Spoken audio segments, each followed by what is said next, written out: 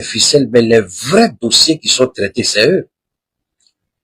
Aucun dossier dans la boîte où travaille Nina ne peut passer dans le dos de Nina, c'est pas possible.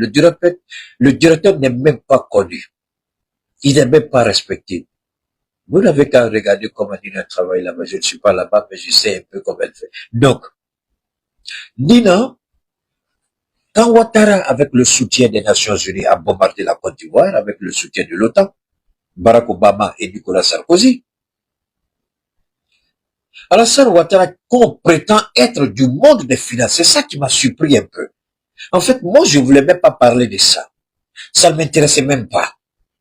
Pourquoi parler de ça? C'est une perte de temps. Mais c'est parce qu'il y a un idiot que j'ai vu sur... où est ma commande? Non, mais c'est bon. Il y a un idiot que j'ai vu qui m'a un peu surpris, qui a été... Il y a une télé qu'on appelle Global Sud, où les gens font les... Permettez-moi une seconde, je vais rapidement rentrer là. Je vais remonter rapidement. Oh, je remercie le président. Je vais revenir, s'il vous plaît. Parce que ça, il est important pour vous et pour moi. Permettez-moi, je vais revenir.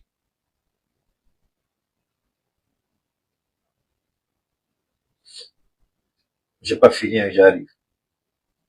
Je vois. Ok, c'est pas ça, c'est pas celui-là. Donc, partagez, je vous en prie. Partagez, je vous en prie. Il y a un élément qui m'intéresse. Ok, c'est pas ça non plus. C'est à cause d'un journaliste que je parle. Je crois que, je ne sais pas. C'est à cause d'un journaliste qui a été malhonnête, qui n'a pas été sincère et qui a tenu des propos inappropriés. Et il a tenu un discours qui frise l'hypocrisie. Et ce soir, disons, dans une seconde, je vois si c'est ça. Vous rappelez que M. Jeffrey Epstein, oh là là, non. en 2019. Pardon, c'est pas ça. Oh là là, pourquoi je perds là? Pourquoi je perds? Bon, peut-être qu'il avait cette liberté en cours, sans Ok, je vais revenir sur ça, mais c'est pas ça aussi. qu'il soit. Donne-moi une seconde, hein. Donne-moi une seconde, je vous en prie, c'est pas ça. Je vous en prie, Bien engagé, n'hésitez pas à liker la. Pardon, c'est pas ça aussi. Troisième. Ok, voilà, c'est ça. J'arrive, c'est ça que je voulais voir, ok, c'est ça. Ok.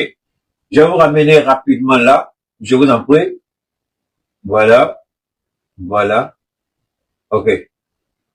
C'est là, hein. Donne-moi une seconde, je vous ramène ça en arrière. Voilà. Maintenant, on va aller. Avec cette affaire, l'affaire Epstein, où aujourd'hui qui éclabousse le clan Ouattara. Alors ben, que savons-nous concrètement sur cette affaire?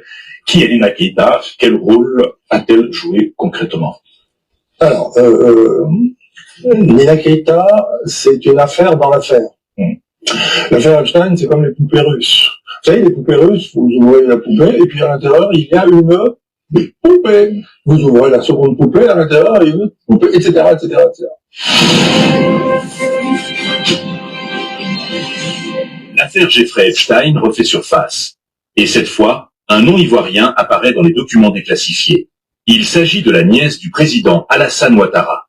Des échanges de mails évoqueraient l'organisation de rencontres, y compris avec de jeunes femmes, dans un contexte déjà marqué par de graves accusations de trafic et d'exploitation de mineurs autour d'Epstein.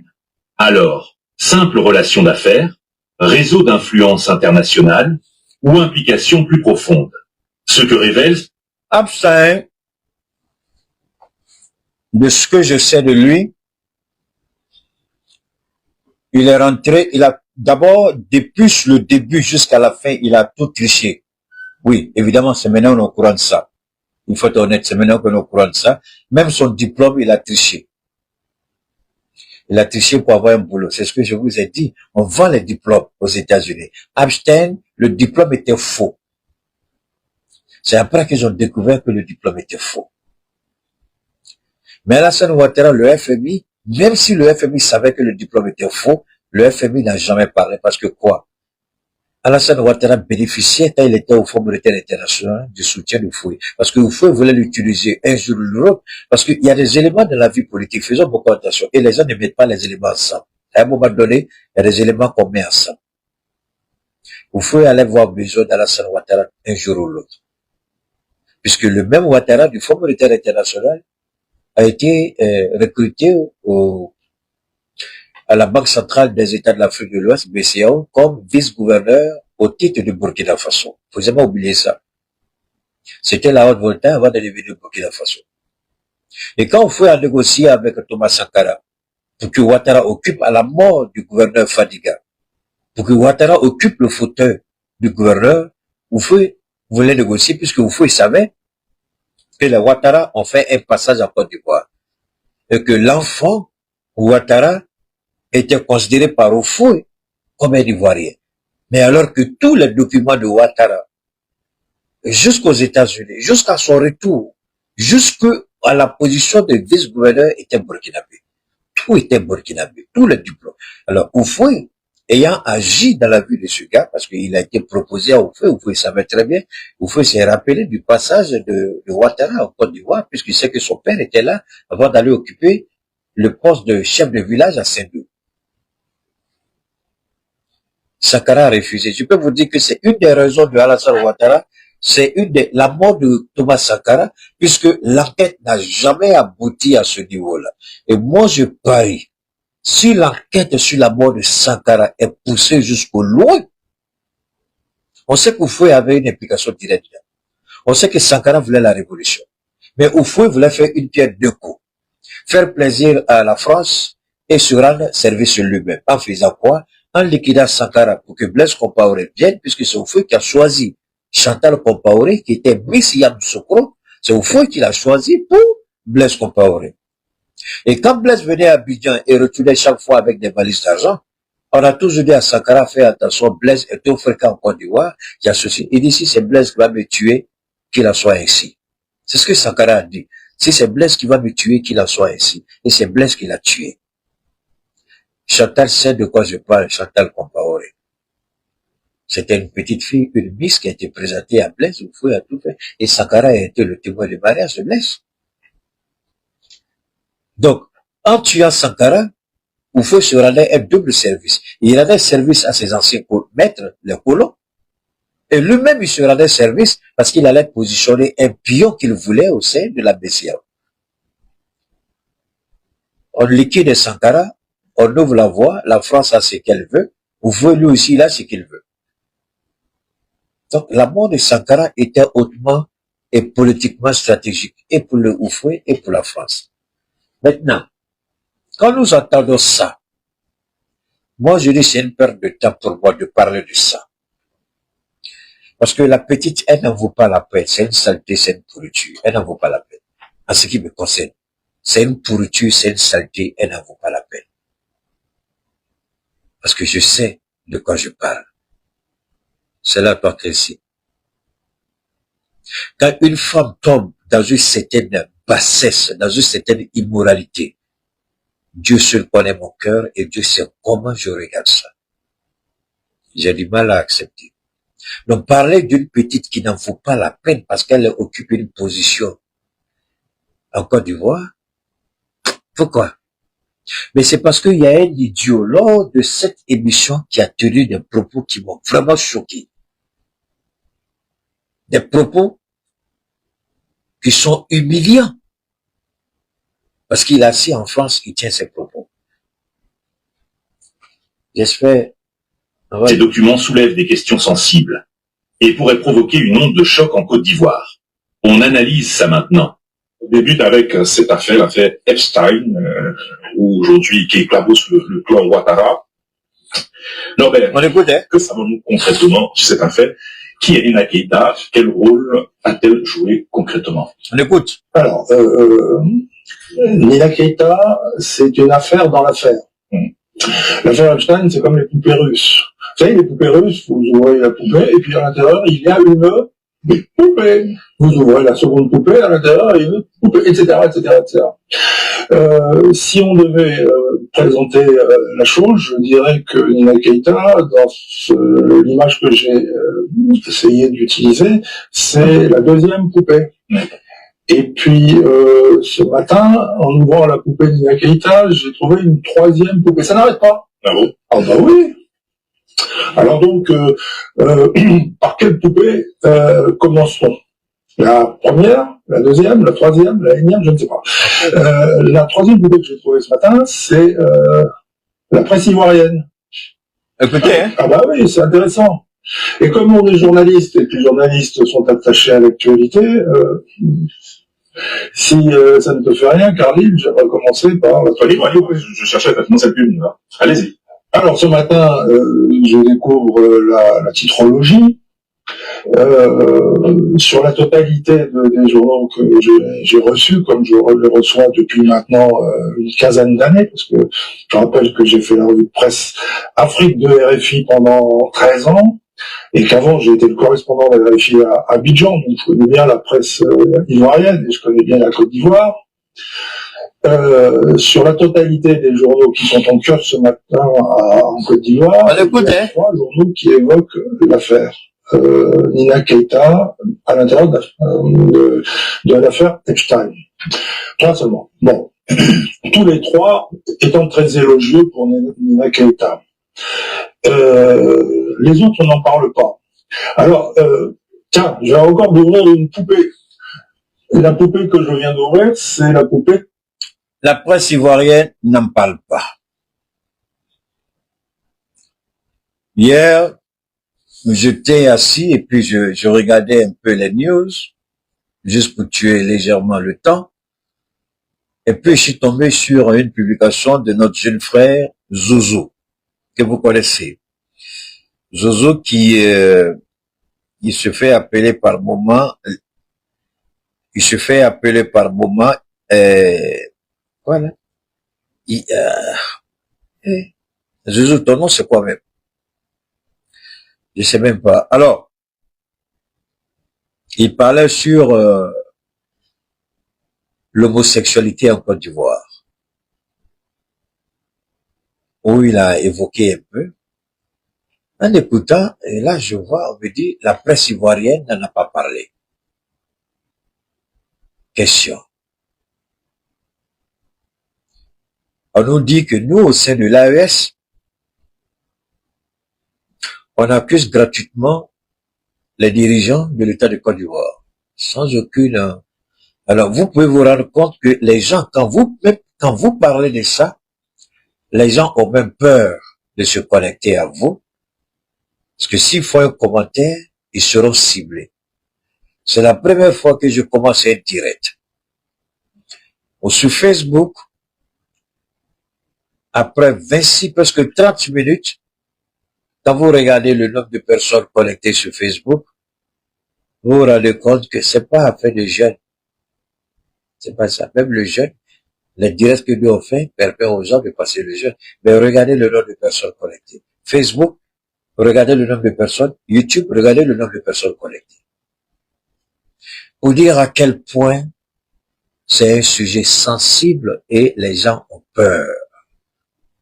Les gens préfèrent regarder ça peut-être après, mais pas connecté pendant le direct. Parce qu'ils se disent que quand Keita est en direct, les algorithmes envoient tout de suite une notification au niveau de ce qu'on appelle le PLCC en Côte d'Ivoire, et ils sont là.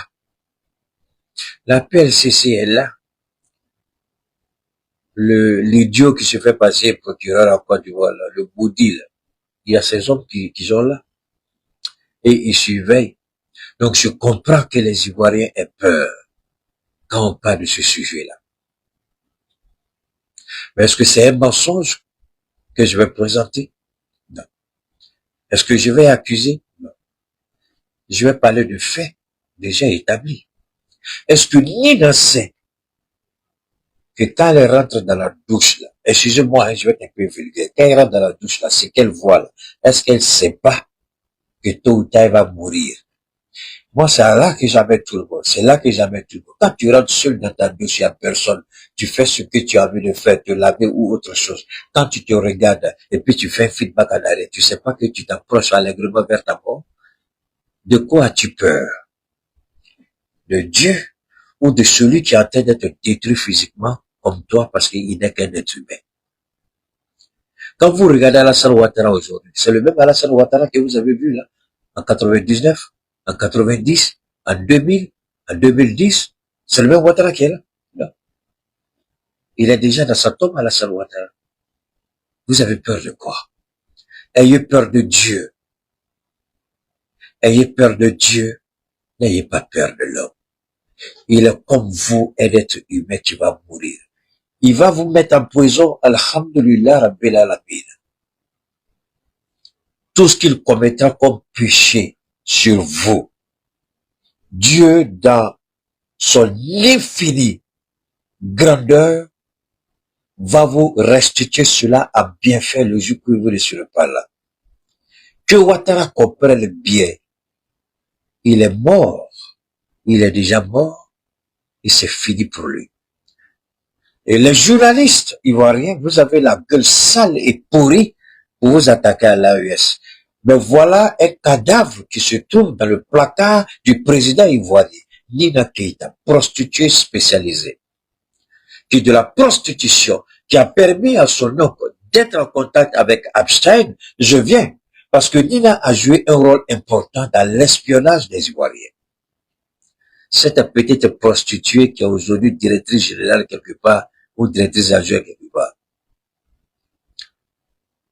Pegasus qui a été vendu pour la première fois en Côte d'Ivoire, c'est Nina. Aucun parti politique n'en parle, mais aujourd'hui, il y a des procédures judiciaires qui sont lancées un peu partout. Même l'ancien prince héritier de l'Angleterre qui a été destitué, il y a une procédure qui est lancée. Le premier ministre britannique dit qu'il va les répondre devant le Congrès américain. Je vous ai dit, ne demandez pas à Dieu ce que vous ne voulez pas. Ne nous parlez pas de démocratie. Alors vous pensez que ça fait pas partie de la démocratie. La bonne gouvernance, c'est quoi? Alors pour vous, la démocratie, c'est l'élection. Que Dieu ait pitié de vous. La démocratie pour vous, c'est juste aller mettre votre voix là dans l'urne, c'est ça? Votre démocratie, ça se limite à l'élection? Non, je suis désolé. Ça, c'est la démocratie. La bonne gouvernance, la moralité, la probité, le respect de la loi. Le respect de la loi. Je vais revenir sur ça. Donne-moi une seconde. Donne-moi une seconde. Je reviens ici. Le respect de la loi. Le respect de la loi. Donne-moi une seconde. Je reviens. Le respect de la loi. Ne soyez pas pressés, j'arrive. J'arrive. Vous allez, on va parler de ça. On va écouter. Amener à la remettre sur les rails, à la consolider et à la refaire prospérer pour le bonheur de tous. Écoutons. Il s'agit du respect de la loi, du rétablissement de la cohésion sociale, le développement par tous pour tous, la caution et le devoir du président. Cohésion sociale, le développement par tous pour tous, la caution et le devoir du président de la République.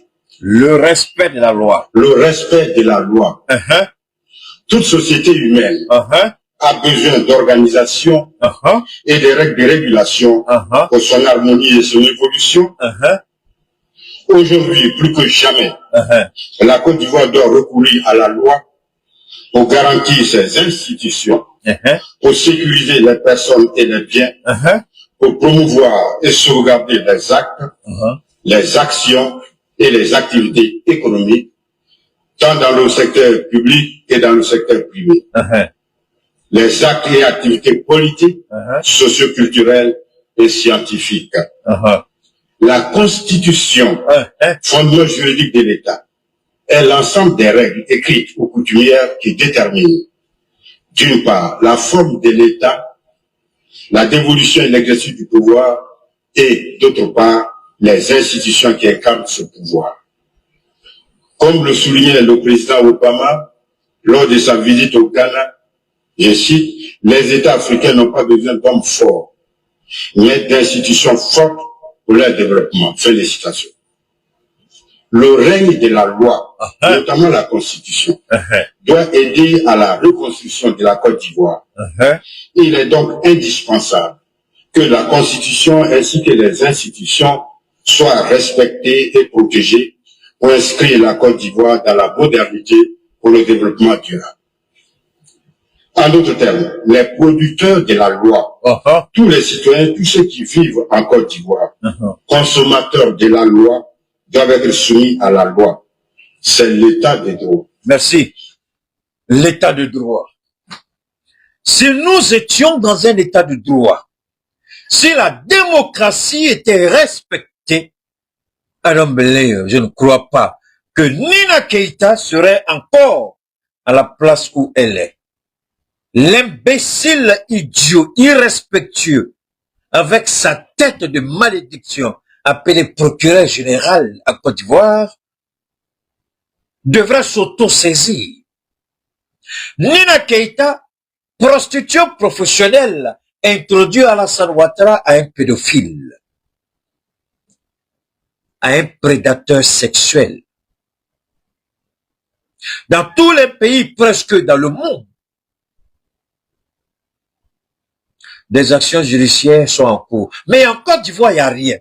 Le jeune Ziggy, pour avoir parlé, a été arrêté aujourd'hui en prison. Il n'a pas encore été présenté devant un juge. Les encagoulés ont fait irruption chez lui et volé tout. Et quel état nous avons en Côte d'Ivoire? Un état voyou, un état terroriste, des voleurs, des corrompus et des corrupteurs. Nina Keïta devait être interpellée pour être entendue. Mais qui est garçon en Côte d'Ivoire? Si tu es garçon, tu penses que tu es enfant de ton papa et ta maman, il y a un côté. Toi qui te dis procureur, il faut appeler Nina et puis tu vas lui poser question. Personne ne peut appeler Nina. Ni la presse, ni le droit, ni la justice. Parce que tout simplement, elle est qui? Elle est la nièce du président Alassane Ouattara. Celui qui dit, je suis un croyant et je crois au destin. Alhamdulillah. Vous pouvez ne pas interpeller Nina aujourd'hui. C'est votre droit le plus absolu. Mais croire que Nina va échapper à la colère divine, là, vous avez menti. C'est votre droit. Merci à celui qui vient de m'envoyer une participation. J'ai pas envie de citer ton nom pour avoir des problèmes. Quelqu'un vient de m'envoyer tout à l'heure à peu près 6 €. Merci infiniment sur YouTube. Merci infiniment. Que Dieu te le rende au centuple. Merci beaucoup. D'accord. Merci beaucoup, mon frère. Merci infiniment. Merci pour le geste. Permettez-moi rapide. Non, on revient. Dans ma seconde, là, on va revenir sur notre, c'est pas vrai. C'est pas vrai. Alors, nous, on aurait souhaité, je le répète, on aurait souhaité voir Alassane Ouattara, cette affaire de Nina. On aurait souhaité voir Ouattara nous parler, la justice ivoirienne, autant pour moi. On aurait souhaité voir la justice ivoirienne s'auto-saisir du dossier comme la justice ivoirienne s'est auto-saisie. On a vu le jeune, je sais pas, c'est JFK ou quoi là, pour avoir dénoncé la corruption au niveau du recrutement des agents de douane. Il a été arrêté, jeté en prison et condamné. Alors, est-ce que vous êtes surpris quand la prostitution devient un mode de vie en Côte d'Ivoire? Quand l'homosexualité devient une coutume en Côte d'Ivoire? Pour quelqu'un qui dit que parce que je suis musulman. Nous ne disons pas qu'il faut décapiter ceux qui commettent l'homosexualité. Mais nous disons que ceux qui commettent l'homosexualité, c'est leur droit, c'est leur corps, qu'ils fassent ce qu'ils veulent. Mais que cela ne soit pas exposé à la place publique comme étant une activité qui serait accepté par les normes de la morale sociale. Avant, ton père attend que tu es pédé, il te maudit à vie. Tu rentres dans sa maison, tu vas regretter le jour où tu as donné ton derrière à quelqu'un, ou bien tu as allé dans le derrière de quelqu'un. Tu as regretté ce jour. Non seulement l'État de Côte d'Ivoire est décadent, mais les familles ivoiriennes qui permettent ça, c'est la décadence. Et Dieu va frapper la Côte d'Ivoire, pas de la manière comme Sodome et Gomorrhe, parce qu'il a juré de ne plus faire ça, mais d'une autre manière. Parce qu'avec Dieu, il a une panoplie illimitée d'actions. Quand il a frappé Sodome et Gomorrhe par la puissance du feu, et la Côte d'Ivoire sera frappée, faites-moi confiance. Je reviens encore sur ce que j'ai dit. Le changement sera douloureux en Côte d'Ivoire. Ceux qui sont dedans vont sortir et ceux qui font le malheur dehors vont rentrer. Mais j'ai dit, cette transition sera douloureuse. Je répète ce que j'ai dit encore. La Côte d'Ivoire sera frappée de la pire manière.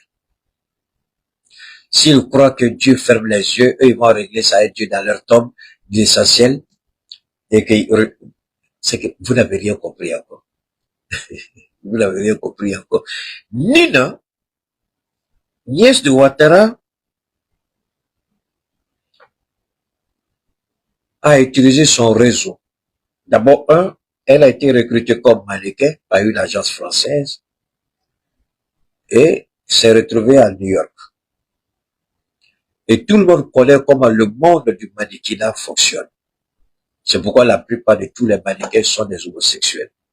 La plupart d'entre eux, tous, pratiquement. 90%, c'est des homosexuels. Et Nina, comme elle voulait plus loin, elle voulait faire croire à ses parents restés en Côte d'Ivoire que les États-Unis c'est l'Eldorado, elle s'est livrée à autre forme, comme beaucoup de nos sœurs à New York le font. Ah, j'ai salon, je tresse. Il faut demander combien d'Africains ont salon et combien d'Africaines font autre chose en plus de leur salon pour arrondir les mois et faire croire à la famille que tout va bien. J'étais là dans les salons à New York et j'entendais les jeunes filles parler. Comment les uns et les autres détruisaient le foyer des uns et des autres pour entrer là-bas. Comment celles qui sont, comment les singles, celles qui sont célibataires, comment elles allaient avec de multiples partenaires pour avoir quelque chose et faire croire à la famille que tout va bien. Je dis, mais des multiples partenaires. Et beaucoup sont malades. Beaucoup sont tombés malades. Beaucoup sont mortes là-bas. Plein ont été rapatriés, on n'a pas pu les soigner, elles sont mortes. Les gens savent de quoi je parle. Les familles savent de quoi je parle. Les parents qu'on a fait croire qu'on peut envoyer à l'extérieur, en 5 ans, sont partis à faire des pèlerinages là. Ce qui s'est passé à la Mecque là-bas, eux, ils savent. Nina Keïta est celle qui a présenté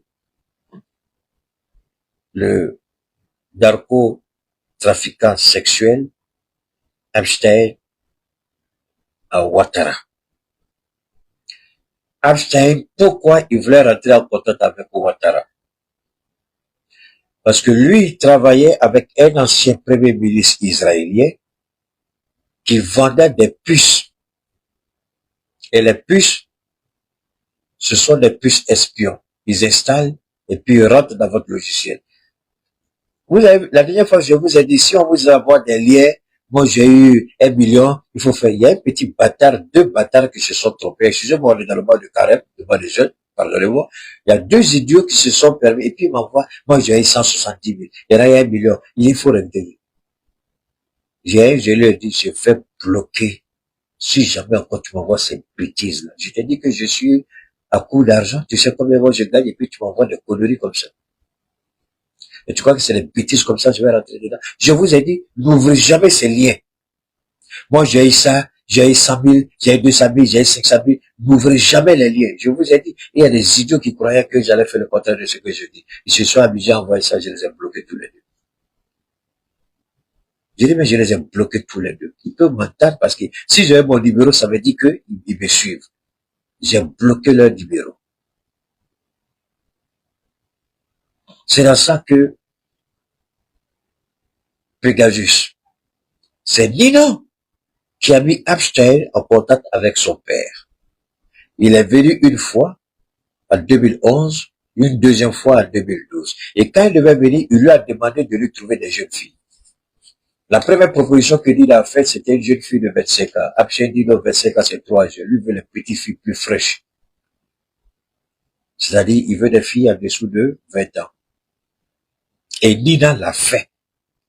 Et quand il devait venir, elle a réservé la suite ministérielle ou présidentielle de l'hôtel Ivoire, c'est là-bas qu'il a logé. Et il a rencontré les membres du gouvernement, il a rencontré des ministres, il a rencontré Ouattara lui-même. Et c'est là qu'il a proposé à Ouattara qu'ils peuvent l'aider à contrôler les partis politiques en Côte d'Ivoire. Il peut aider Ouattara à contrôler tous les partis politiques en Côte d'Ivoire. En faisant quoi? En faisant l'espionnage de toutes ces personnes-là. Et Epstein travaillait avec un ancien premier ministre israélien qui a une entreprise qui développe ces genres de, comment on appelle ça, de logiciels espions.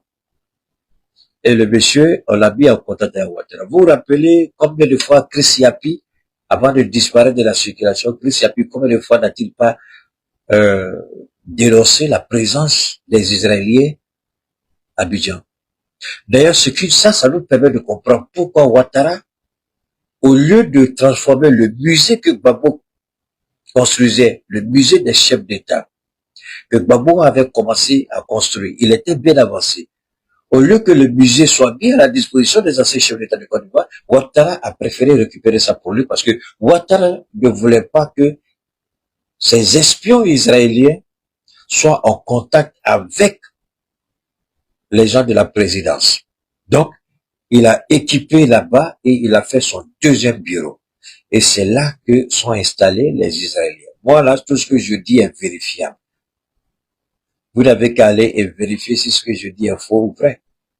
Donc, Ouattara a inauguré là-bas. Il n'a même pas inauguré. Il allait s'installer, il a fini, il a installé son bureau là-bas.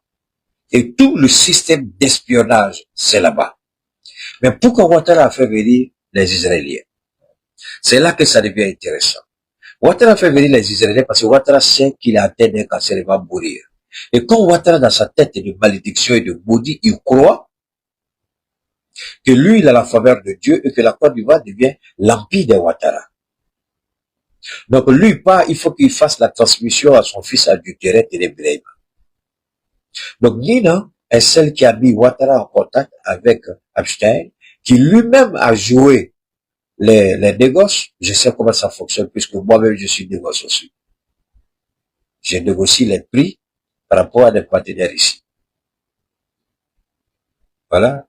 Le gars me dit, écoute, Keita, moi j'ai 2-3 bateaux de sucre, j'ai 2-3 bateaux de riz. Comment tu peux m'aider à négocier? Le commerçant avec qui je parle, je négocie.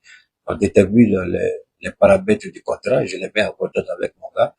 Et puis les différents services légaux travaillent sur la faisabilité du projet, ça s'arrête là. Donc, c'est des choses que je connais très bien. Comment ça se passe. Et Epstein, c'est ce qu'il faisait. Il était l'intermédiaire entre, attention, c'est pas la Côte d'Ivoire seulement, hein. Le Sénégal est dedans. La libération d'Abdoulaye, le fils d'Abdoulaye Wade, on a compris. Le Sénégal est dedans. Le Sénégal était dedans. La Côte d'Ivoire est dedans. Le Cameroun est dedans. Le Congo, Brazzaville est dedans. Bien d'autres pays sont dedans. Mais il appartient pas aux Sénégalais de régler leurs problèmes. On va pas parler à la place des Sénégalais. On va pas parler à la place des Congolais ou d'autres personnes. Nous, on parle parce que c'est la Côte d'Ivoire. Et c'est elle qui était à l'origine de ça. Ils demandent des preuves, on leur donne des preuves, ils tournent les yeux. Est-ce que c'est un état de droit? C'est une question que je pose. Est-ce que c'est un état de droit? On voit cette malédiction appelée procureur général de la Côte d'Ivoire qui s'attaque aux plus faibles, qui s'attaque à ceux qui n'ont pas les moyens, qui s'attaque à ceux qui ne peuvent pas se défendre, mais qui voient la vérité, qui refusent de regarder la vérité. Demandez à ce Birama-là, le soi-disant procureur, est-ce qu'il peut dire qu'il n'est pas en contact avec ça? Aujourd'hui, vous regardez aux États-Unis, Pratiquement le Congrès, tout le monde est focalisé sur ça. Même les républicains qui ont soutenu Trump demandent des comptes. Le rôle de Trump est dedans. Il a commis des actes criminels. Des jeunes filles étaient amenées à Mar-a-Lago. Chez lui là-bas, dans son truc, dans son complexe résidentiel Mar-a-Lago, en Floride. Il a fait des bêtises avec le monsieur. Le nom de tout le monde était dedans. Le monsieur, là, je ne sais pas pourquoi il a fait ça, mais on dirait qu'il préparait quelque chose. Ça dit qu'il a mis un système en place, mais il voulait se protéger. C'est pourquoi on l'a fait assassiner, en nous disant qu'il s'est pendu sur faux. Puisque la caméra de surveillance a été déconnectée quelques minutes avant son assassinat. Et ensuite, la caméra a été reconnectée. Donc, ceux qui sont entrés pour aller le tuer, on les a pas vus, on sait pas c'est qui, mais on sait qu'ils ont été envoyés. Parce que le jour où le monsieur allait ouvrir sa bouche pour parler, le monde allait s'effondrer. Pratiquement, il avait pris contact avec tous les dirigeants pratiquement de la planète. Quelques rares ont eu le courage de dire non. Mais beaucoup ont accepté. Macky Sall a accepté. Alassane Ouattara a accepté. Donc c'est Nina qui a été responsable. Parce que la Côte d'Ivoire, ça va beaucoup plus loin. On ne se limite qu'à Nina. Par rapport au service israélien. Par rapport à l'espionnage. Mais il y a eu des conséquences. Il y a eu des conséquences. Je vais vous ramener encore en arrière pour écouter ça.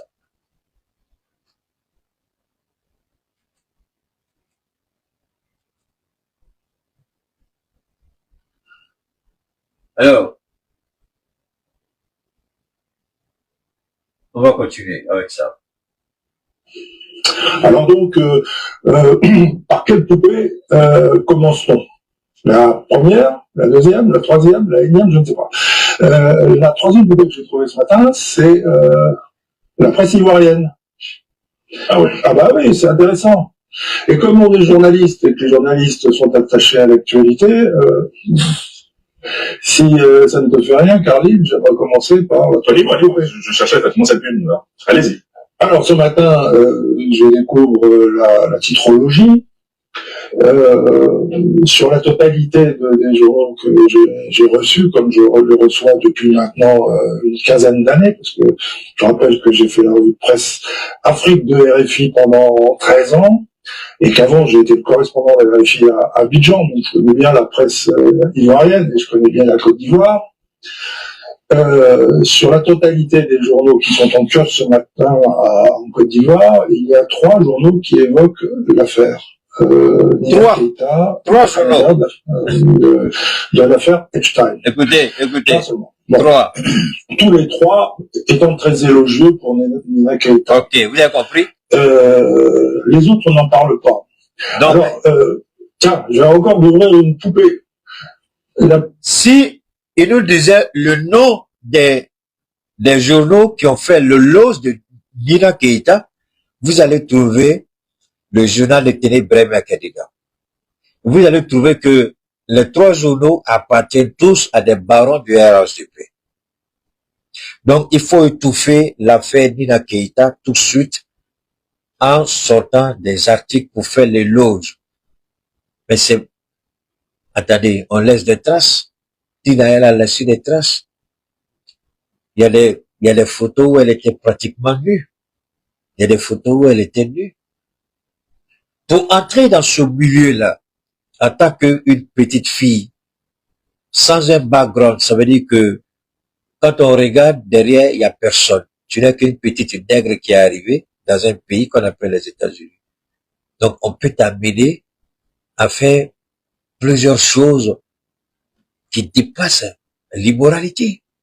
Et elle sait ce qu'elle a fait avec son corps. Elle sait très bien qu'il y a des portes pour les ouvrir. Elle était obligée de donner son corps comme on le lui demandait et comme on l'exigeait pour que les portes soient ouvertes.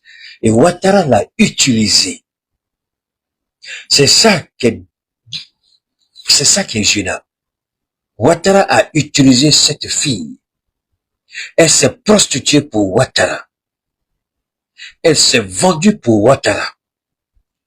Évidemment, le retour de l'ascenseur à l'envoyeur, elle a été nommée directrice adjointe cette compagnie-là qui gère le carburant ivoirien, je sais pas trop la compagnie, elle s'est vendue pour Ouattara. Elle a détruit ce qu'on appelle l'essence même de la femme. Elle s'est rabaissée comme un cochon sale pour Ouattara. Et faites-moi confiance, je travaillais dans le haut milieu aux États-Unis. Souvent, je donnais le nom de la boîte où j'ai travaillé.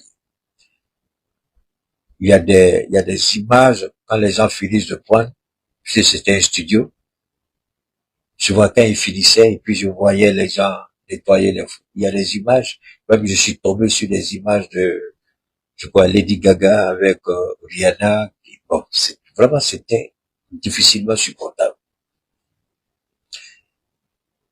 Et je sais de quoi je parle. Aux États-Unis, je dis pas je connais tout, mais je connais comment ce milieu-là fonctionne. Parce que j'avais 2 patrons directs, 2 superviseurs directs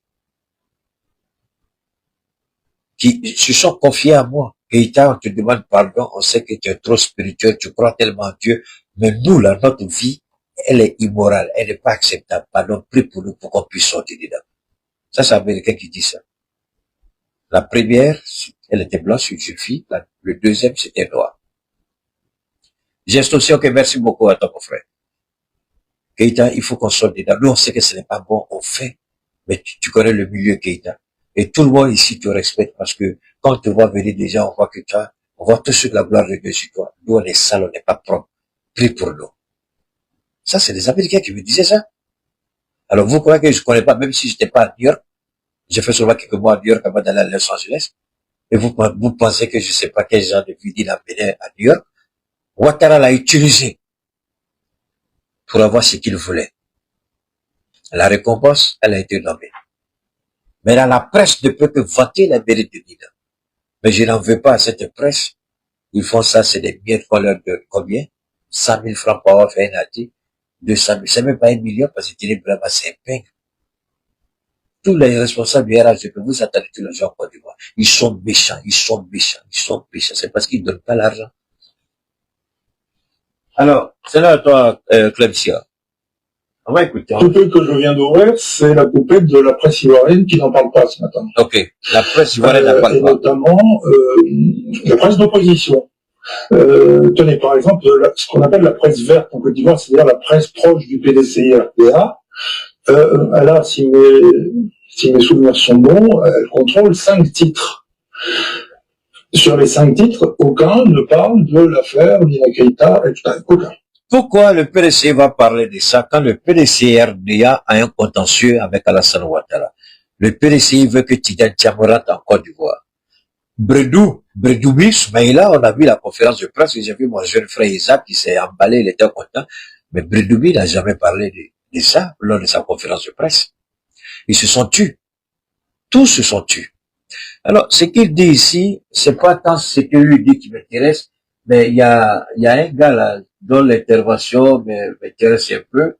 Je sais pas si je pourrais vous faire voir ce que lui, voilà, ce gars-là. J'espère qu'on pourra, voilà, c'est ce gars-là. Voilà, c'est ce gars-là. C'est de celui-là que je parle. J'espère que vous le voyez. Voilà, c'est lui. C'est les propos de ce gars-là qui m'ont poussé à faire ce direct. J'espère qu'on pourra entendre ce qu'il a dit. J'achète un journal, c'est pour y trouver des informations. Mais si un journal censure, fait de l'autocensure, c'est-à-dire ne fait pas son travail, pourquoi est-ce que j'irais acheter ce journal? Dès lors, les fonds publics, pourquoi va-t-on les investir dans une presse qui ne fait pas son travail? Ça, c'est une question. Puis deuxièmement, il y a un petit commentaire aussi, parce que on a parlé, j'en aime bien les commentaires, à l'attention d'Anne Ouloto. Je pense que ce matin, en découvrant le nouveau réveil, elle a dû avoir un petit sourire en coin, et je la comprends. Bonjour, excellence, Madame la ministre. Il y a de quoi. Ouais. Quant à la presse bleue, je ne désespère pas que Yacouba Mbane me rappelle, peut-être en voyant cette émission, il va se réveiller pour nous dire pour quelle raison il n'a pas fait une ligne. Yacouba Mbane, que vous connaissez bien, il a été mon voisin de classe. La première fois j'ai vu, je crois que c'est lui qui gérait à l'époque le journal de, comment on appelle ça?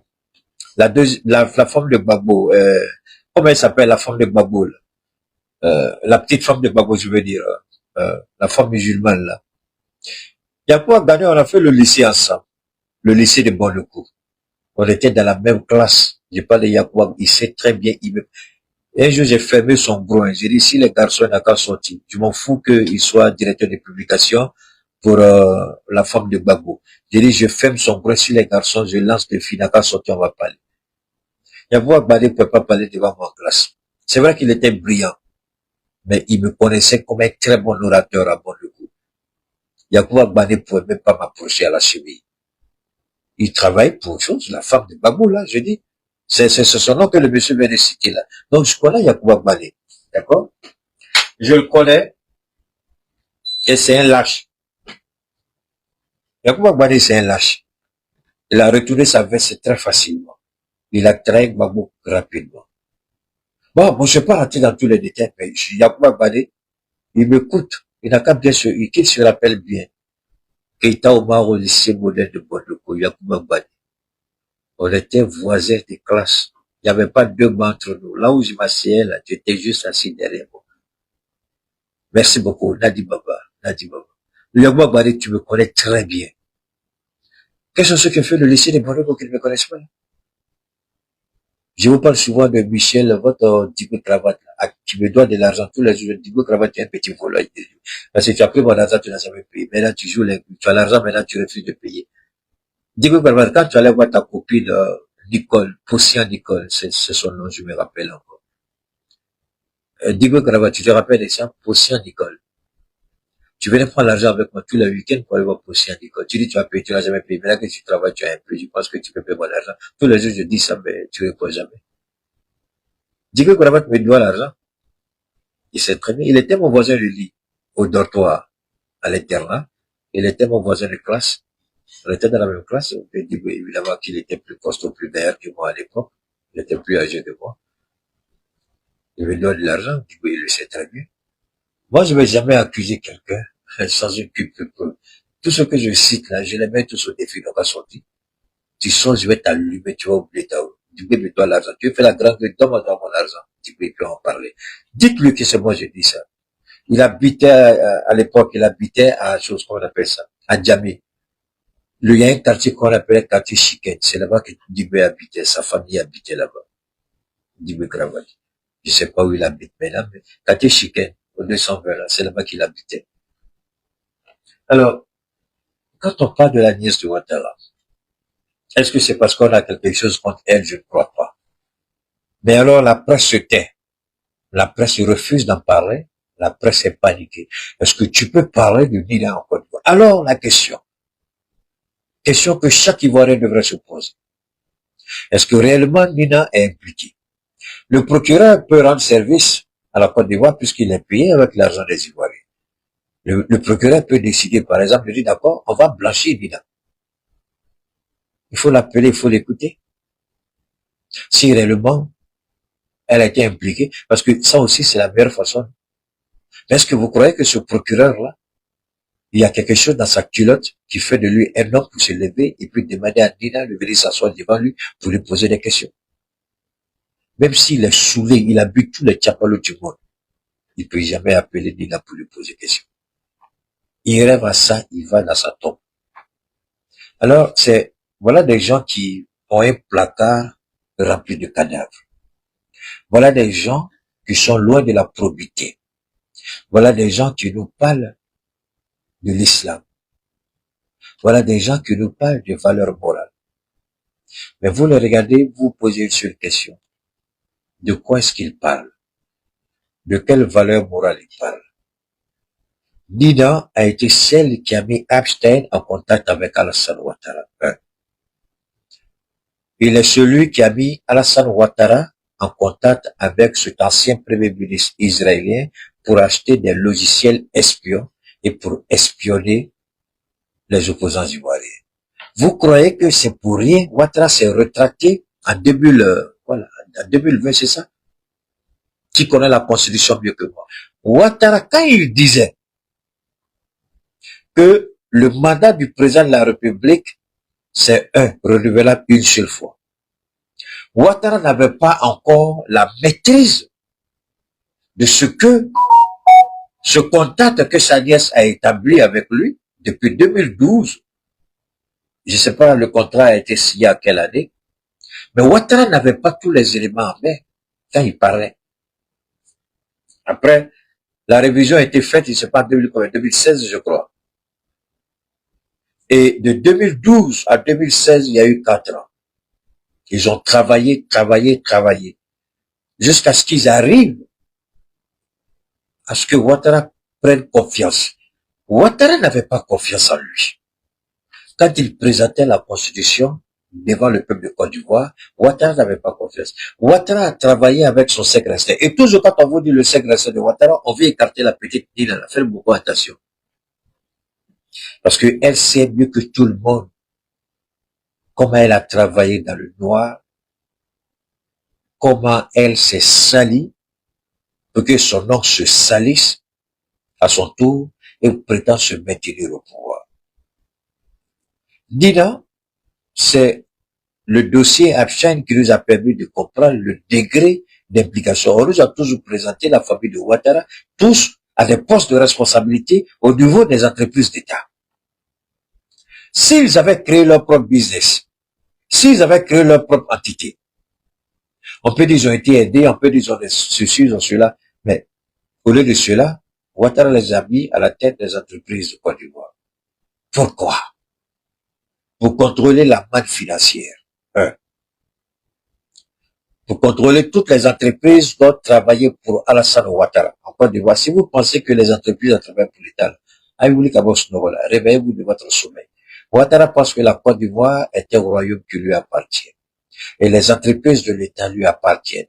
Donc chaque part placé à la tête d'une entreprise est redevable à Alassane Ouattara.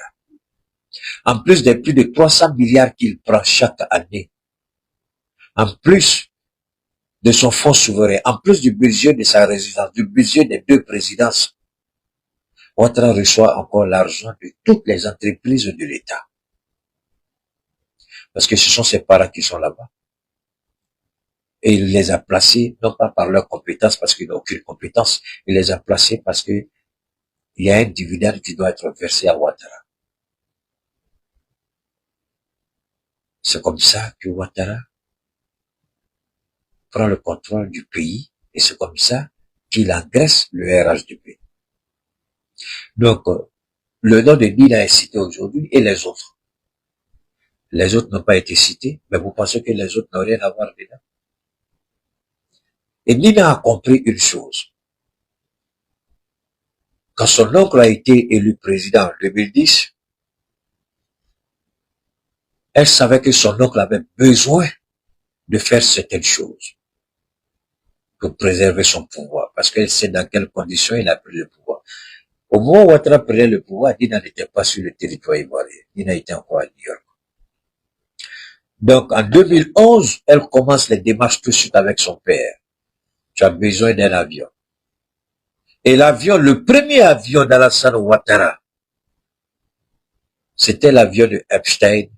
Je répète, le premier Boeing que Ouattara a acheté, le premier avion qu'il a acheté, c'était le jet privé d'Epstein. Le jet dans lequel elle-même, en tant que prostituée, elle était dedans. Elle a fait des voyages avec Epstein, puisqu'elle recrutait un peu pour lui aussi. Le premier avion d'Alassane Ouattara, je répète, c'est le dernier qui vient d'acheter tout neuf là, sorti des îles, qu'il utilise maintenant là. Le premier avion qu'il a acheté là, c'est Epstein qui lui a vendu ça. Mais le prix n'a jamais été communiqué. Ni à l'Assemblée nationale, ni à qui que ce soit. Et tout ce que Ouattara achète pour ses besoins, au motif qu'il est président, ça n'a jamais été l'objet d'une discussion. Et ça n'a jamais été, disons, soi-disant, approuvé par l'Assemblée nationale. Alors, vous vous attaquez à l'AES. Vous nous dites, vous voulez que nous, on soit quoi là? On organise des élections. Vous dites que vous voulez la démocratie chez vous. Je vous pose une seule question. Est-ce que vous pensez que ce que Ouattara fait en Côte d'Ivoire, si vous appelez ça la démocratie? Ce qui se passe en Côte d'Ivoire, c'est une démocratie pour vous? Ce qui se passe en Côte d'Ivoire, est-ce que c'est une démocratie pour vous? C'est pas une démocratie. C'est une dictature. c'est un vol à ciel ouvert. C'est une corruption étatique. Pourquoi jusqu'à la date d'aujourd'hui, la Côte d'Ivoire n'a pas été capable de faire sortir son nom de la liste des pays qui financent le terrorisme? Pourquoi nos pays ne sont plus sur cette liste et tout le monde court vers nous? Pourquoi la Côte d'Ivoire a encore figure sur cette liste? Vous dites que vous êtes dans la démocratie en Côte d'Ivoire, c'est ça? Et vous êtes sur une liste noire, blanchiment d'argent, terrorisme. Ça, ce n'est pas nous. C'est pas notre liste. Ce sont les amis d'Alassane Ouattara, c'est leur liste, c'est pas notre liste. Alors, vous voyez, Ivoiriens, nous ne sommes pas votre ennemi. On essaie de vous faire croire que l'ennemi de la Côte d'Ivoire, c'est l'AES. Absolument faux. Nous disons tout simplement que nous, on veut vivre en paix chez nous. On n'a pas besoin d'ingérence. Et le général est sorti avec des preuves irréfutables de l'implication de l'État de Côte d'Ivoire dans les multiples tentatives de déstabilisation et surtout dans le financement du terrorisme dans le Sahel. Et le général n'a rien dit de gratuite. Pourquoi la presse occidentale a préféré aussi rester silencieuse? Parce qu'elle sait que tout ce que nous avons dit était vrai et qu'elle ne voulait pas être l'écho de ce que le président a dit. C'est là que j'interpelle les jeunes gens là. Vous qui dites que vous aimez AES, vous aimez AES, et puis vous faites de l'apologie des terroristes ou des États qui nous attaquent sans vous rendre compte. Est-ce que vous me voyez parler de terrorisme? Est-ce que vous me voyez parler de ceux qui nous attaquent? Ne faites pas comme moi, parce que pour moi, c'est un don de Dieu. Mais regardez, au moins, vous avez entendu le monsieur sur cette affaire de Epstein, Nina Keita là. Il y a 3 presses qui ont parlé. Et ils n'ont fait que faire l'éloge de la dame. Tout le monde s'est tué. Mais malheureusement, vous êtes là, vous voulez tellement montrer que vous connaissez, vous informez, vous sortez et vous faites le travail des idiots sans vous rendre compte. Nina Keita n'est pas la seule. Elle fait partie, mais elle n'est pas la seule. Ce n'est pas seulement Pegasus. Il y a un autre logiciel espion. Il y a 2 qui sont utilisés en ce moment par Alassane Ouattara. Et Epstein a mis Ouattara en contact avec et tout le monde sait que les Israéliens sont vraiment forts dans l'espionnage, les logiciels. Et le monsieur, il travaille toujours avec l'État du Côte d'Ivoire. Et Dieu se le sait. Combien de milliards ont été donnés à ce monsieur-là pour qu'on puisse avoir ce... Et les installations n'ont pas été faites à la présidence. On peut pas les installer non plus au niveau de l'état-major des forces armées.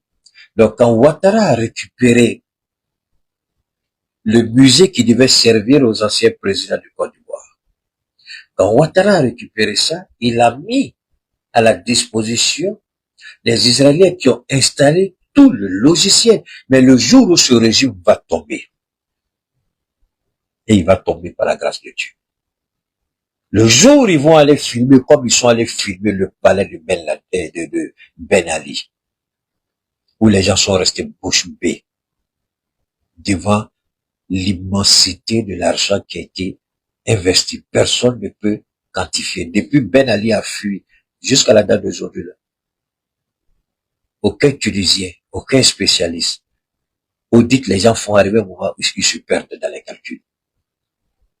Personne ne peut quantifier combien Ben Ali a investi dans la maison. C'est la même chose avec Ouattara. Le jour où il va tomber, on ne pourra jamais quantifier ce qu'il a pris aux Ivoiriens. Jamais. Et vous allez voir les logiciels installés par les Israéliens. Donc l'objectif n'est pas seulement d'espionner la Côte d'Ivoire, mais c'est de pérenniser son pouvoir sur 50 et 100 ans. C'est la présence de ces Israéliens là-bas. Mais ce n'est pas seulement la Côte d'Ivoire. C'est parce que jusqu'à présent, ils n'arrivent pas à nous espionner. L'objectif était aussi de voir dans quelle mesure ils peuvent nous espionner et nous déstabiliser. Dieu merci, les logiciels que nous avons, c'est pas pour les enfants. Pour craquer ça, il faut te réveiller hein? Ils ont tenté, ils n'ont pas réussi. Ils n'ont pas réussi. Mais alors la question qui se pose, malgré l'argent, tous les milliards qu'il a investis dans l'espionnage, comment Ouattara peut expliquer les informations que Tiani a données avec précision? Parce qu'il faut se poser la question. Avec tout ce qu'il a détourné pour... Parce qu'on a un président voleur et maniaque, on investit beaucoup. Un voleur, si vous voyez la maison d'un voleur, vous-même là, même si on vous dit pas qu'il est voleur, vous-même vous allez dire non, le monsieur là, s'il n'a pas volé, il a déjà volé avant. Les systèmes de sécurité qui vont installer là, vous-même vous regardez, vous dites Pati Sagana, ça là, est-ce qu'il n'a pas volé avant? Donc, puisque l'argent n'est pas l'argent de Ouattara, c'est l'argent des Ivoiriens. Il l'utilise comme il veut, selon sa volonté. Mais la réalité, elle est simple à la sur Ouattara.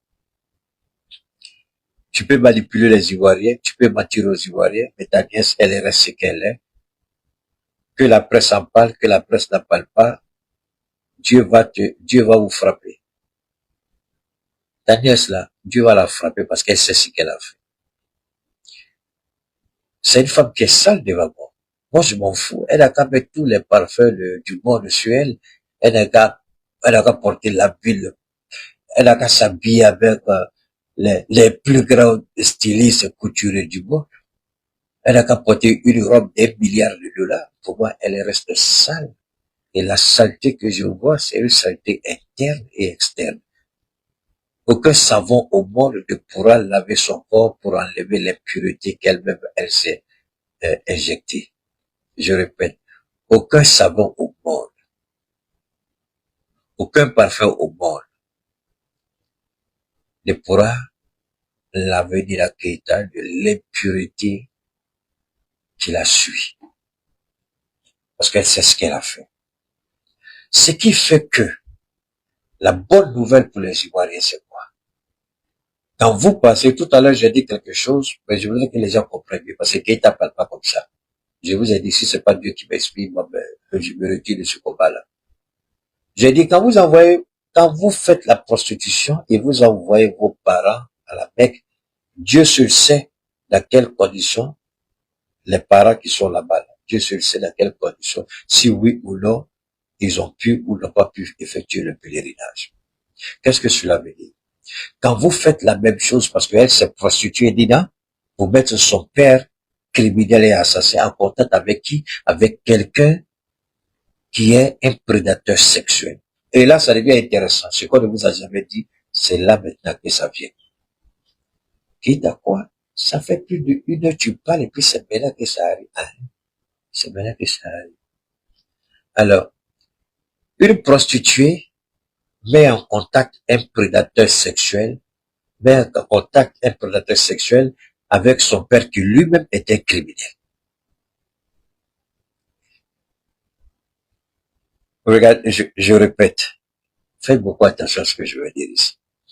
Une prostituée, Nina Keïta, met en contact un prédateur sexuel, Epstein, avec son père, qui est lui-même un criminel, un assassin, un corrompu, et un corrupteur, un voleur et un manipulateur, Draman Ouattara. Regardez les trois. Elle est prostituée, l'autre est un prédateur sexuel, l'autre est un assassin, les trois. Ils mettent ensemble un système pour espionner. Pourquoi Ouattara, qui était venu pour dire, donnez-moi 5 ans, est en train de faire 20 ans? Je vous ai dit, ce n'est pas parce que vous êtes maudit que vous ne pouvez pas être président. Vous pouvez être maudit et être même président des États-Unis. La malédiction ne vous empêche pas d'avoir l'argent ou d'accéder à un certain niveau. Il faut bien comprendre comment fonctionne la malédiction. Alors, pour savoir qui est vraiment maudit, si, regardez bien le capitaine Ibrahim, est-ce qu'il a fait 5 ans au pouvoir? Je ne crois pas. Regardez comment l'enfant béni du Burkina, le capitaine, regardez comment il a transformé le Burkina sans entêter le Burkina comme l'a fait l'enfant maudit qui est à la tête de la Côte d'Ivoire. Hey, là je suis en train de prêcher maintenant, écoutez. D'accord? Quand vous regardez l'AES, Nous n'avons pas surfacturé. Nous n'avons pas surendetté nos États, mais regardez comment les choses évoluent. Bon, Keita, tu parles trop. Ouais, bah, ok. Donne-moi une seconde. Parce qu'il faut faire la différence quand Keita parle souvent, les gens, ils saisissent pas l'autre. On va revenir ici, rapidement. Je vais vous ramener ici, parce que voilà. Je vous ramène ici d'abord. Regardez ça. On va revenir ici. Ainsi, le ministre de la Construction de la Patrie met officiellement en service 4 nouvelles locomotives de type GL30, dotées d'une puissance de 3000 chevaux et d'une capacité de traction de 1500 tonnes brutes. Ces machines vont considérablement accroître les capacités de transport du chemin de fer Abidjan-Ouagadougou. Renforçons ainsi la... Quand il y a Abidjan-Ouagadougou, c'est pas la Côte d'Ivoire, c'est au Burkina. C'est-à-dire que chaque pays à son niveau renforce ses capacités. Donc, quand on dit Sitara et Abidjan-Ouagadougou, les gens vont penser que c'est investissement de la Côte d'Ivoire. C'est pas la Côte d'Ivoire. Ne mélangez pas. Ne mélangez pas. Parce que ici, c'est au Burkina qu'on est. On n'est pas en Côte d'Ivoire. C'est au Burkina qu'on est. Alors, voilà un président qui arrive, qui trouve que le chemin de fer du Burkina, il faut réhabiliter. Non seulement il réhabilite, il envoie ça. C'est pas tout. Il fait décoller quoi? La compagnie aérienne du Burkina, Air Burkina. C'est pas tout. Il met des péages là où il faut. Il modernise. Ce n'est pas tout. Il y a des villes qui sont en train de sortir de terre. Il y a des maisons pour les forces armées qui sont en train de sortir de terre. Il y a des autoroutes 4x4, 6x6 aller-retour. Mais attention. Et il n'a pas endetté son pays. C'est avec fonds propres. Mais en plus de ça, encore, la montée en puissance de l'armée aussi est faite. Donc, nous, on est sur tous les aspects. Sécurité, économie. Mais c'est là. Est-ce qu'un enfant maudit peut faire ce qu'Ibrahim fait? Si tu es maudit là, tu ne peux pas faire ce qu'Ibrahim fait. Si tu es maudit là, tu ne peux pas faire ce qu'Assimi fait. Si tu es maudit, tu ne peux pas faire ce que le général Tiani fait. Mais regardez la Côte d'Ivoire. Avec l'argent que ce pays regorge, avec les moyens financiers énormes, il a surendetté, à tel point que le cacao de Côte d'Ivoire même est bloqué. Mais vous n'avez jamais entendu que nous, on a bloqué nos produits. Seulement quand tu voles, on bloque, on dit on donne pas tant que tu payes pas. C'est l'uranium qui s'est fait et puis c'est l'or aussi. Voilà. Et puis nous, on attend de racheter toutes les mines qui deviendront des propriétés de l'État. Et la Côte d'Ivoire, c'est 8%. Si on n'est pas maudit, comment 8% sur l'or de la Côte d'Ivoire? Dites-moi. Donc la malédiction dont parle Cheikh Oumar Keïta, c'est une malédiction que chacun peut voir de ses propres yeux avec ceux qui sont au pouvoir en Côte d'Ivoire. Si on n'est pas maudit, si Ouattara n'était pas maudit, la Côte d'Ivoire serait devenue comme un petit Dubaï. En 15 ans seulement. En 30 ans, on a vu comment le Qatar est devenu. En 30 ans. Et Ouattara vient de commencer son 4e mandat de 20 ans. Qu'est-ce qui a changé en Côte d'Ivoire? Le Qatar, vous n'avez qu'à aller au Qatar pour voir. 5 ans, c'est devenu 20 ans. C'est là, c'est la malédiction. Quand je vous dis qu'il est maudit, vous pensez que c'est parce que je suis contre lui? Il me donne pas à manger. Par la grâce de Dieu, c'est des millions que je fais par jour. Pourquoi je vais en vouloir à Ouattara? J'ai toujours dit, moi, je vais pas travailler pour quelqu'un. Par la grâce de Dieu, c'est Dieu qui signe mon chèque. J'ai toujours dit ça. Je travaille pas pour quelqu'un. Je travaille pas pour quelqu'un. Je finis tout de suite là, je vais dormir toute la journée. Je finis de répondre aux messages qu'on m'envoie, plein de messages. Comme j'ai dit, je suis en train de faire les ajustements. Je suis en train de refaire des nouvelles tarifications. Donc, les gens sont en train de voir au fur et à mesure, les gens qui me contactent, il y a de nouvelles tarifications. Je ne travaille pas pour quelqu'un. Mais Dieu seul sait comment il me bénit. Moi, je n'en veux pas quelqu'un. Le matériel, même moi, je n'en veux pas quelqu'un pour ça. Parce que je vais aller me coucher dans ma tombe, je n'en verrai rien. Je suis venu les mêmes buts, je vais retrouver les mêmes buts. Mais c'est ce que j'aurais fait derrière moi qui va marquer les gens. Et quand vous regardez Ouattara, si ce n'est pas la malédiction, dites-moi ce que c'est. Comment on peut avoir tout ça d'un pays et être incapable de faire avancer ce pays? Si endetter le pays, tout ce qu'il compte, c'est sa maudite personne.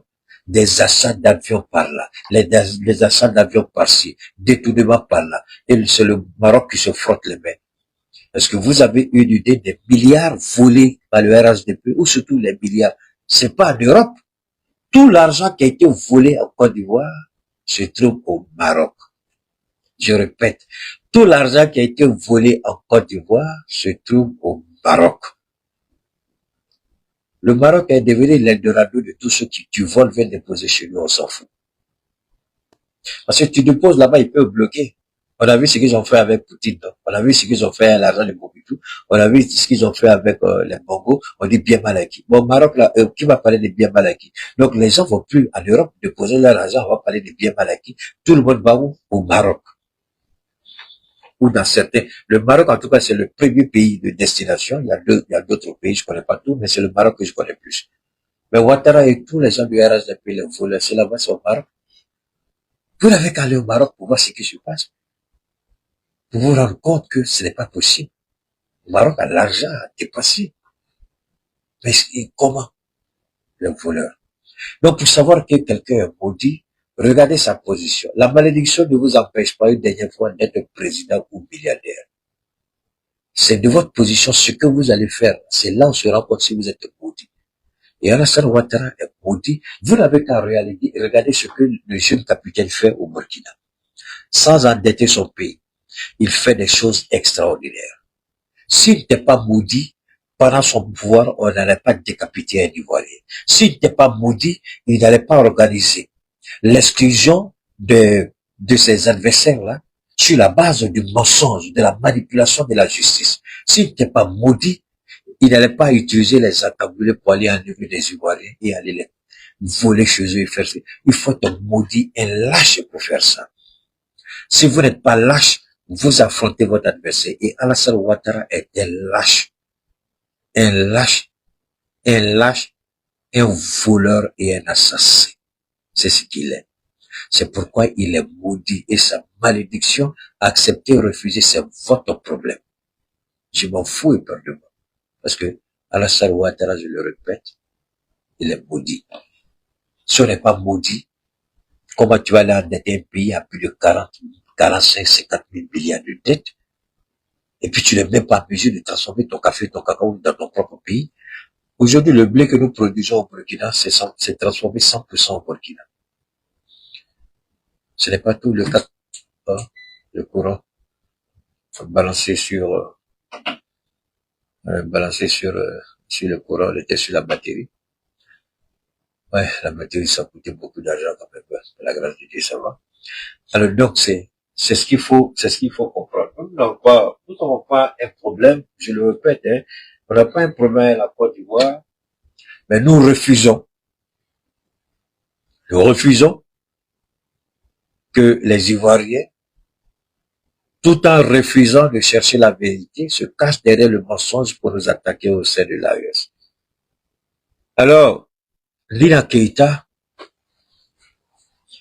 nous n'avons rien contre elle parce qu'elle ne vaut pas la peine. Mais, quand on essaie d'encourager l'immoralité,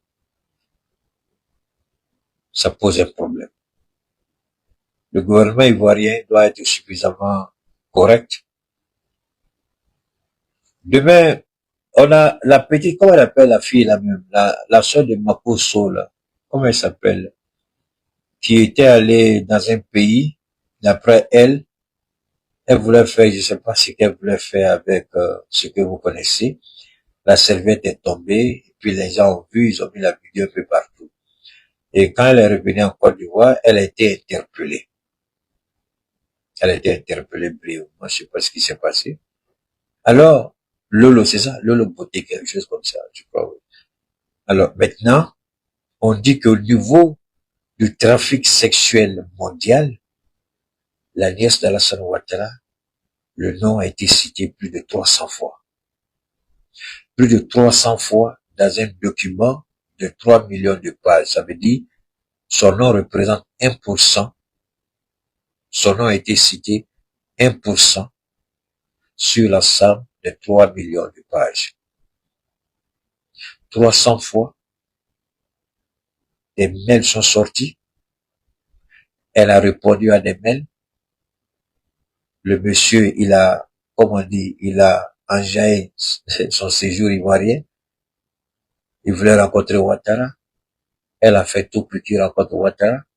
Il a mis Ouattara en contact avec cet ancien premier ministre israélien par rapport à l'espionnage des Ivoiriens. Les Ivoiriens ont été espionnés et continuent d'être espionnés. Je répète, le deuxième palais présidentiel de Ouattara, qui sert de base logistique pour l'espionnage, c'est l'immeuble que Gbagbo construisait pour en faire un musée des chefs d'État. Ouattara a transformé ça pour en faire son bureau. Même si Ouattara, par alchimie, décide de se retirer du pouvoir et laisser Téné Bréma gouverner, n'oubliez pas ceci.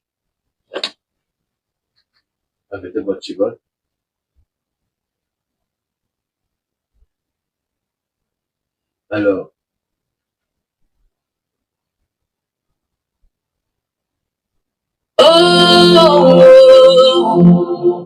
même si, je le répète encore, Ouattara décide par alchimie de faire de son fils adultéré président, il va rester au palais présidentiel que tout le monde connaît. Mais le palais qu'il a aménagé pour lui-même comme bureau personnel, c'est là que je parle de la malédiction de Ouattara.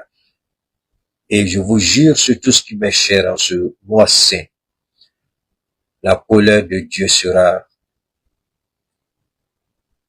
je sais pas comment vous le décrire, parce que si vous savez le minimum que je sais un peu, si vous comprenez un peu le minimum de ce que je dis en termes de Dieu,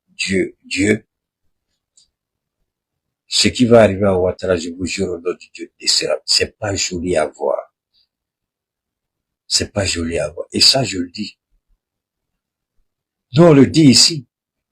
Mais ceux qui vont vivre la réalité, ce seront les Ivoiriens en Côte d'Ivoire. Parce que Ouattara est méchant. Il est foncièrement méchant. Ce bâtisse-là qu'il a transformé en bureau privé et personnel, en installant des Israéliens pour développer les logiciels d'espionnage. Pour revenir à ce que je disais, même si son fils adultéré accède au pouvoir, il sera au palais présidentiel que tout le monde connaît. L'autre palais qu'il a aménagé pour son usage personnel et privé, c'est à partir de là-bas qu'il va gouverner la Côte d'Ivoire. C'est à partir de là-bas que la traque contre l'opposition sera plus violente. Les Ivoiriens, vous vous abusez, hein, je vous l'avais rien compris encore. Ce que Ouattara prépare pour vous, là, c'est ce que je suis en train de vous dire. Et nous, on ne fait que alerter parce que Dieu nous inspire. Vous pouvez rejeter, c'est votre problème. On va s'asseoir, on ne fera que vous accompagner dans la douleur. C'est tout. À moins qu'il s'attaque à nous, là c'est autre chose. Il s'attaque à nous, on va répliquer. Ça, c'est une certitude. Parce que Ouattara, je répète, Ouattara, de ce bureau-là où il a installé les Juifs, il aura plus de temps. Tous ceux qui vont vouloir sortir contre Téné Bréma, Ouattara va les détruire à partir de ce point-là.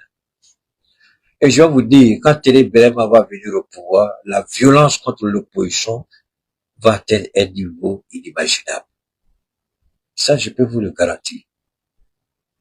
Quand Téné Bréma va accéder au pouvoir et que Ouattara s'il n'est pas encore mort, parce que c'est ça son objectif, il veut se retirer et puis placer Téné Bréma. C'est pourquoi Téné Bréma, il a fait comme vice-premier ministre. Ce n'est pas pour rien. C'est pour juste le permettre qu'il comprenne un peu. Qu'est-ce qu'il a fait au début? Il a mis à la présidence pour bien comprendre comment la présidence fonctionne. Il était ministre présidentiel, chargé des affaires présidentielles. Ensuite, il a nommé ministre d'État, ministre de la Défense.